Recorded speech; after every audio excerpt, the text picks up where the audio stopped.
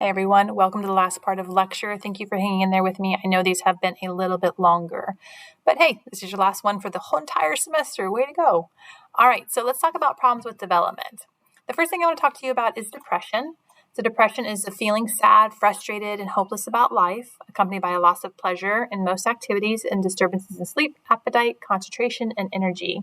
What we need to know about depression is that it affects about 1 to 2% of adolescents. And when it does affect them, and it's going to be likely to continue into adulthood, it's going to need professional help. Girls are twice as likely as boys to experience depression.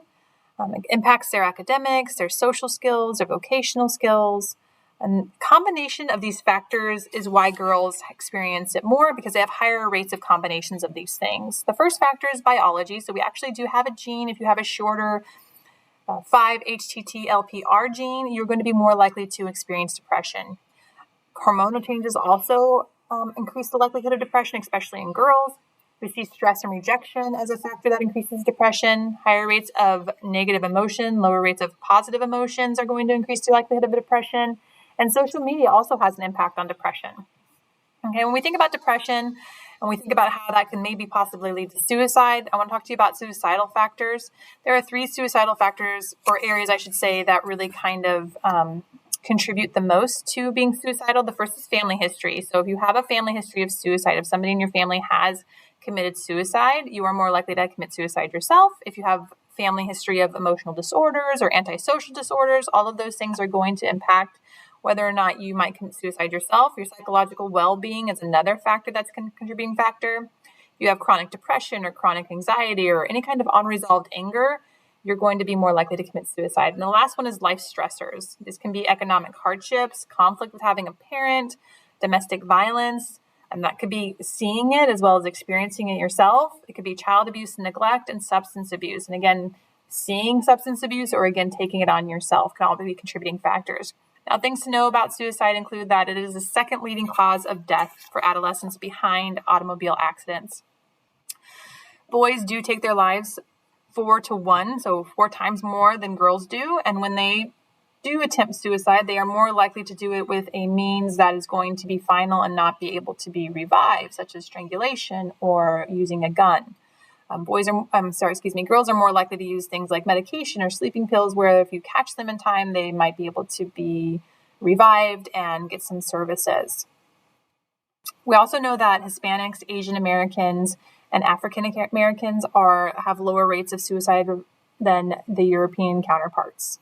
Okay, with that, let's also talk about a little bit about triggering events. So once you have all these contributing factors, you might have a triggering event that actually causes you to try and commit suicide. And those include things like family problems, if you experience a breakup in your first romantic relationship, if you have an intense rejection or a humiliation of an antisocial act. So if you do something that is not viewed as socially acceptable and then you become extremely embarrassed and humiliated by that, which is something that definitely can happen in the high school time period, that's a triggering event for suicide. It could also be death of someone close or having significant academic problems. All of those things, if you already have contributing factors, can be triggering events. All right, these are the warning signs for things to look out for suicidal behavior or high risk for suicide.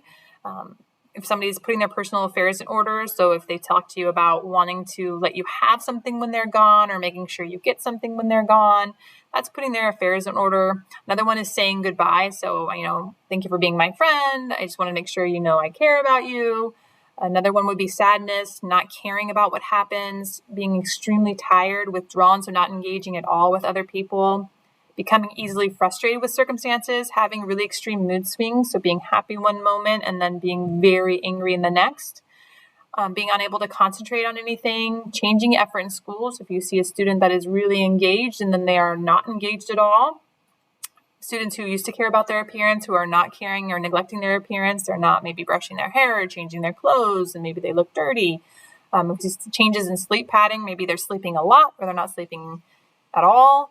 And then, of course, gaining access to a weapon or other methods of self-harm are huge warning signs for suicide. Now, these are the things you can do if you're worried about somebody committing suicide. The first and most important thing you need to do is make sure that you are physically present and mentally present. So you let them know that you are there for them and that you tell them where and when to find you all the time for help. The next thing is to be able to communicate that you care and are capable. So saying things like, I'm really concerned about you. I'm worried that something's going to happen. You're going to also encourage them to talk about their feelings so that they feel like they can feel heard.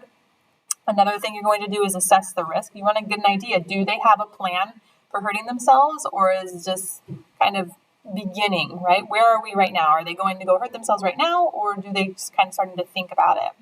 You're also going to empathize with their feelings, and empathizing increases your persuasion and also diffuses their emotion. So understanding, I hear what you're saying. That sounds really difficult. I can imagine that would be really hard to go through.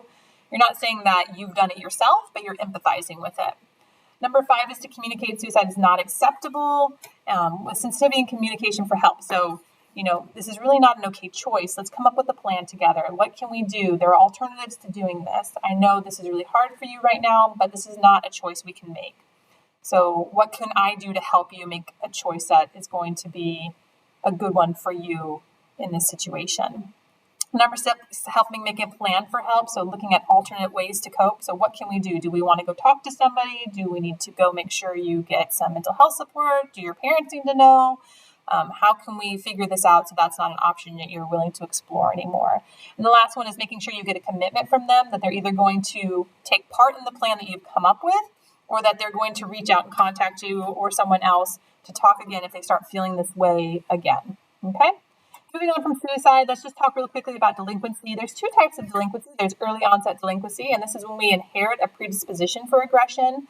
And we see some small differences in cognitive functioning for people who have early onset issues with this area. They also have decreased regulation, decreased executive functioning, so they're not planning, they have issues with impulsivity, and they have kind of delayed moral development. Now, there's also late onset, and this is when you have issues with peer interaction. So maybe early on you didn't have any of these issues, but now you're having more issues with peer interactions. Now, typically all of these things can be managed with proper parenting, but if you do not have parenting that's attentive and you have incompatible parenting that is very punishing or unengaged, and you add that with these other pieces, then you get delinquency. You start seeing adolescents breaking the law and engaging in those risky behaviors. All right, that is your last part of your lecture. You did all 4 parts, some of them being a little bit long, and I apologize for that. I'm going to see you in your watch and work, your last watch and work for the entire semester. I'll see you there.